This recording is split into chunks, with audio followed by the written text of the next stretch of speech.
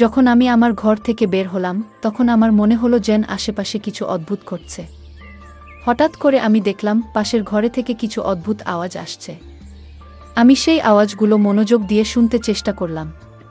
এরপর আমি আস্তে করে দরজার কাছে গিয়ে দাঁড়ালাম এবং কান পেতে শুনতে লাগলাম। হঠাৎ আমি মায়ের গলার শব্দ শুনতে পেলাম। আমার মনে হলো এখানে কিছু একটা ঠিক নেই।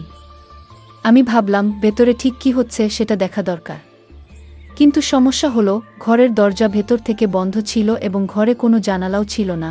তখন আমার মাথায় একটি বুদ্ধি এলো। আমি আস্তে করে এক চোখ বন্ধ করলাম এবং তালার চাবির ছিদ্র দিয়ে ভেতরে দেখার চেষ্টা করলাম।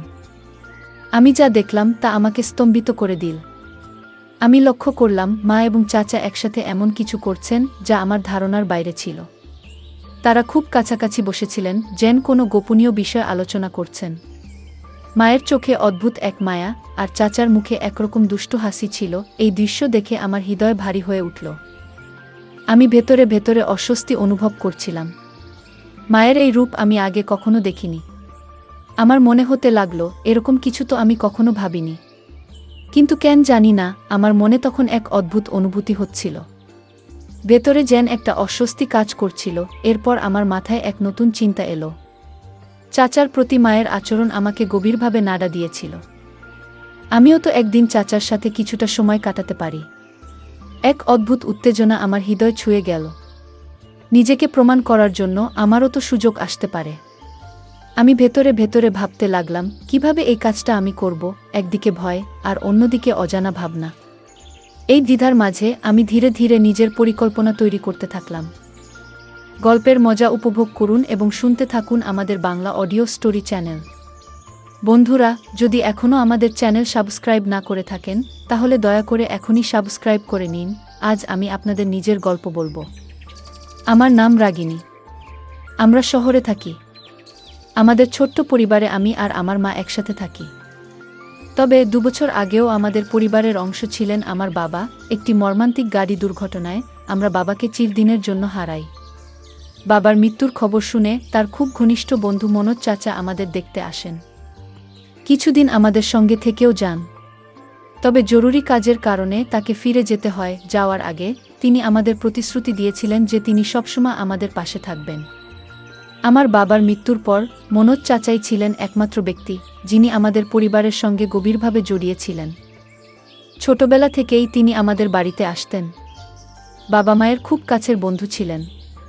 তার সঙ্গে আমাদের সম্পর্ক এতটাই গভীর ছিল যে তিনি শুধুমাত্র বাবার বন্ধু নন, আমাদের পরিবারের একজন সদস্য বলেই মনে হতো।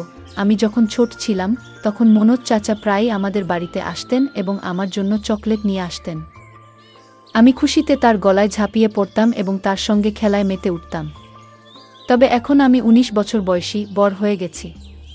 আর সেই শৈশবের খেলা কৌতুক ধীরে ধীরে কমে গেছে। তবুও আজও যখন চাচার সঙ্গে দেখা হয় আমি তাকে আলিঙ্গন করি। বাবার মৃত্যুর পর থেকে মা খুবই একা হয়ে গেছেন। আমি জানি না তিনি আবার আগের মতো সুখী হতে পারবেন কিনা। তবে যখনই চাচা আমাদের বাড়িতে আসেন মায়ের মুখে এক আনন্দ ফুটে ওঠে। এটা দেখে আমার মনে হয় আমি মায়ের দুঃখ কখনো মেনে নিতে পারবো না। আমি সিদ্ধান্ত নিয়েছিলাম মাকে আর কখনো একা বা দুঃখী হতে দেব না। আমার মা এখন 40 বছর বয়সী, কিন্তু তাকে দেখলে 25 বছরের কোনো তরুণীর মতোই লাগে। যখনই আমরা মা মেয়ে একসঙ্গে বাজারে যাই সবাই এমনভাবে তাকায় যেন আমরা 2 বোন। মায়ের সৌন্দর্য আর স্মার্টনেস দেখে অনেকেই অবাক হয়ে যায়। একদিন আমি ভাবছিলাম মায়ের একাকিত্ব দূর করার জন্য এমন কাউকে দরকার যার সঙ্গে মা তার মনের সব কথা বলতে পারবেন। কিন্তু এমন মানুষ কে হতে পারে? আমি অনেক ভেবেও কিছু বুঝে উঠতে পারছিলাম না। ঠিক তখনই আমার মনে হলো কেন না মনোজ চাচার সঙ্গে কথা বলা যায়। আমি কোনো দ্বিধা না করে তাকে ফোন করলাম। প্রথমবার চাচা ফোন ধরেননি, হয়তো কাজের মধ্যে ব্যস্ত ছিলেন। কিন্তু আমি জানতাম তিনি আমাদের সবসময় গুরুত্ব দেন এবং মায়ের সুখের জন্য কিছু করতে পারবেন। আমার ফোন বেজে উঠল। আমি স্ক্রিনে দেখলাম মনোজ চাচার নাম ভেসে উঠছে। আমি খুব খুশি হলাম এবং দ্রুত কল রিসিভ করলাম। কল ধরতেই চাচা বললেন, সরি বেটা, একটু আগে একটা মিটিংয়ে ব্যস্ত ছিলাম তাই তোমার কল রিসিভ করতে পারিনি। আমি হাসতে হাসতে বললাম, কোনো সমস্যা নেই চাচা, আপনি ফোন করেছেন এতটুকুই যথেষ্ট। চাচা মৃদু হাসি দিয়ে বললেন, আর তোমার সঙ্গে কথা বলবো না তো কাকে বলবো? এই পৃথিবীতে তুমিই তো আমার আপন। বন্ধুরা, আপনাদের জানিয়ে রাখি, মনোজ চাচা এখনও বিয়ে করেননি এবং একাই থাকেন। আমরা সবাই তাকে অনেকবার বিয়ে করার জন্য বলেছি, কিন্তু তিনি কখনোই এ বিষয়ে সিরিয়াস হননি। এরপর আমি বললাম, চাচা, যদি কিছু মনে না করেন, আমি আপনাকে একটা কথা বলতে চাই। চাচা বললেন, বলো বেটা, কি বলতে চাও? আমি বলতে শুরু করলাম, চাচা, বাবা আমাদের ছেড়ে যাওয়ার পর থেকে মা খুবই একা হয়ে গেছেন। তিনি কারো সঙ্গে ঠিকমতো কথা বলেন না, খাওয়া দাওয়া ভালোভাবে করেন না। আপনি কি কিছুদিনের জন্য আমাদের সঙ্গে থাকতে পারেন? চাচা কিছুক্ষণ চুপ করে রইলেন। তারপর বললেন, কেন নয়? আমি যেমন আমার বাড়ি থেকে অফিস যাই, তেমন তোমাদের বাড়ি থেকেও যেতে পারবো। এটা বলার কি আছে? আমি আনন্দে অভিভূত হয়ে ফোনটা রেখে দিলাম। খাবার খেতে আমরা টেবিলে বসেছিলাম। তখনই দরজায় কড়া পড়ল। আমি দৌড়ে গিয়ে দরজা খুললাম। সামনে মনোজ চাচা দাঁড়িয়েছিলেন। মা তখনও চুপচাপ টেবিলের পাশে বসেছিলেন। চাচা মায়ের দিকে তাকালেন, কিন্তু মা তার দিকে একবারও দেখলেন না। এরপর চাচা নিজের ঠোঁটের উপর আঙুল রেখে আমাকে চুপ থাকার ইশারা করলেন। আমি তার ইশারা বুঝে চুপ হয়ে গেলাম। চাচা ধীরে ধীরে মায়ের পেছনে গিয়ে দাঁড়ালেন এবং তার 2 হাত দিয়ে মায়ের চোখ ঢেকে দিলেন। মা আস্তে আস্তে চোখ খোলার চেষ্টা করছিলেন। তাকে এইভাবে চেষ্টা করতে দেখে মনোজ চাচা হেসে বললেন, বলতো কে? আমাকে চিনতে পারো? মা মুহূর্তেই চাচার গলার স্বর চিনতে পারলেন এবং বললেন, মনোজদা। দাদা, আপনি কখন এলেন? চাচা মায়ের চোখ থেকে হাত সরিয়ে বললেন, আমি তখনই এসেছি যখন দেখলাম তুমি মন খারাপ করে বসে আছো। আমি লক্ষ্য করছিলাম চাচার উপস্থিতিতে মা কতটা খুশি হয়ে উঠেছেন। তার মুখে যেন এক অদ্ভুত প্রশান্তি এসেছে, যেন সমস্ত টেনশন মুছে গেছে। তখন চাচা বললেন, মমতা, এবার থেকে আমি সবসময় তোমাদের সঙ্গেই থাকব, আর কখনো তোমাদের ছেড়ে যাব না। বন্ধুকে একা রেখে তার কষ্ট দেখার মতো মানুষ আমি নই। বন্ধুত্বের ঋণ তো বন্ধু শোধ করবেই। মনোজ চাচার এই কথা শুনে মা ভীষণ খুশি হলেন যে এবার থেকে চাচা সবসময় আমাদের সঙ্গে থাকবেন। আমরা সবাই একসঙ্গে বসে খেতে লাগলাম এবং অনেক কথা বললাম। সেদিন আমরা সবাই এক ঘরে শুয়ে পড়লাম এবং রাতভর গল্প করতে করতে সময় কাটালাম। পরের দিন সকালে চাচার অফিসে যাওয়ার কথা ছিল, তাই তিনি আগে ঘুমিয়ে পড়লেন। আমি তার পাশে বসে গল্প করছিলাম, আর কখন ঘুমিয়ে পড়েছি টের পাইনি। সকাল কবে হলো বুঝতেই পারিনি। মা সকালে উঠে নাস্তা বানিয়ে ফেলেছিলেন, আর চাচা তৈরি হয়ে গেলেন। আমরা সকলে একসঙ্গে নাস্তা করলাম। তারপর চাচা অফিসে চলে গেলেন। এভাবে আমাদের দিনগুলো কাটতে লাগলো। আমি চাচাকে বাবার মতোই মনে করতে শুরু করলাম। সত্যি বলতে তিনি আমার নিজের বাবার চেয়েও বেশি গুরুত্ব পেতে লাগলেন, কারণ তিনি আমাদের সঙ্গে ছিলেন, আমাদের খেয়াল রাখছিলেন। এক রাতে আমি আমার ঘরে শুয়েছিলাম। হঠাৎ খুব খারাপ একটি স্বপ্ন দেখলাম। সেই স্বপ্নে আমার বাবাও ছিলেন। আমি ভীষণ ভয় পেয়ে ঘুম থেকে উঠে পড়লাম। আমার কপাল দিয়ে ঘাম ঝরছিল, গলা শুকিয়ে যাচ্ছিল। তাই আমি পানি খেতে চাইলাম, কিন্তু দেখলাম আমার জগটা পুরো ফাঁকা। আমি ভাবলাম রান্নাঘর থেকে পানি নিয়ে আসি।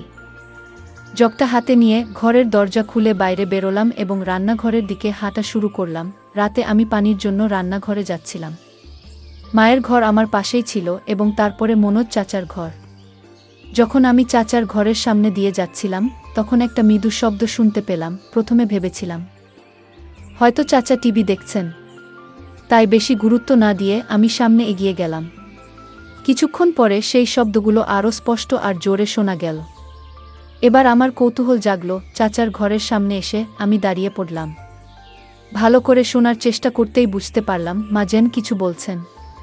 আমি ভাবলাম, এত রাতে মা আর চাচা এক ঘরে কি করছেন? তখনই আমার মাথায় একটা বুদ্ধি এলো।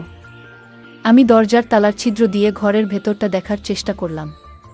এক চোখ বন্ধ করে তালার ফাঁক দিয়ে যখন ভেতরটা দেখলাম, তখন আমি অবাক হয়ে গেলাম। আমি ভেতরে যা দেখলাম তা আমাকে বিস্মিত করে দিল। মনে হচ্ছিল এমন কিছু আমি কখনো কল্পনাও করিনি, যা আমার নিজের জন্যই অস্বস্তিকর ছিল। আমি নিজেকে শান্ত করার চেষ্টা করছিলাম, কিন্তু কিছুক্ষণের মধ্যেই আমি অসচেতন হয়ে পড়লাম। পরে দেখলাম মা বিছানায় শুয়ে আছেন এবং মনোজ চাচার সঙ্গে কথা বলছেন। মা বললেন, মনোজদা, এবার থেকে আমাদের ছেড়ে কোথাও যেও না। চাচা মায়ের হাত ধরে বললেন, তোমার আর রাগিনীর খেয়াল রাখার দায়িত্ব এখন থেকে আমার। এই কথাগুলো শোনার পর আমি ধীরে ধীরে নিজের ঘরে ফিরে এলাম। রান্নাঘর থেকে পানি নিয়ে এসে শুয়ে পড়লাম, কিন্তু ঘুম আর এলো না। বারবার মনে সেই দৃশ্য ভেসে উঠছিল। যতই ঘুমানোর চেষ্টা করি কিছুতেই মন শান্ত হচ্ছিল না। ভোর হতে আর বেশি দেরি ছিল না। আমি উঠে গিয়ে বাথরুমে ফ্রেশ হলাম। তারপর গোলাপি রঙের একটি হালকা পোশাক পরে নিলাম। পোশাকটি স্বচ্ছ ছিল এবং আমাকে দেখতে বেশ সুন্দর লাগছিল। আমি যখন বাইরে এলাম দেখলাম মনোজ চাচা সোফায় বসে নাস্তা করছেন। ভেজা চুলে তোয়ালে পেঁচিয়ে আমি তার সামনে গিয়ে দাঁড়ালাম এবং মুখে বললাম, চাচা কেমন লাগছে আমাকে? মনোজ চাচা মুচকি হেসে বললেন, বাহ রাগিনী, আজ তো তোমাকে একেবারে অপূর্ব দেখাচ্ছে। আমি যখন মনোজ চাচার কথা শুনলাম তোমাকে আজ খুব সুন্দর লাগছে, তখন আমি খুব আনন্দিত হলাম। চাচার পাশে গিয়ে চুপচাপ বসে রইলাম। কিছুক্ষণ পরে চাচা অফিসের জন্য তৈরি হতে লাগলেন। আমি হঠাৎ উঠে গিয়ে চাচাকে আলিঙ্গন করলাম। মনে হলো যেন বহুদিনের জমে থাকা আবেগ আমার ভেতর থেকে বেরিয়ে আসছে। চাচার শরীরটা মুহূর্তের জন্য কেঁপে উঠল, আর তার মুখে এক অদ্ভুত অস্বস্তির ছাপ ফুটে উঠল। সেই ছাপটা যেন মনের গভীরে লুকানো কোনো দুঃখ কিংবা অপরাধবোধের প্রকাশ। আমার চোখ ভিজে উঠছিল, যেন আমার ভালোবাসা আর মনের কষ্ট তাকে জানিয়ে দিতে চাইছিলাম। কিন্তু এটা তো কেবল গল্পের শুরু। বন্ধুরা, যদি এই গল্পটি ভালো লেগে থাকে তাহলে দয়া করে ভিডিওটি লাইক করুন এবং আমাদের চ্যানেলটি সাবস্ক্রাইব করুন। পাশে থাকা বেল আইকনটি প্রেস করুন যাতে করে আমরা যখনই নতুন ভিডিও আপলোড করি তার নোটিফিকেশন সবার আগে আপনার কাছে পৌঁছে যায়। ধন্যবাদ। দেখা হবে আমাদের পরবর্তী ভিডিওতে।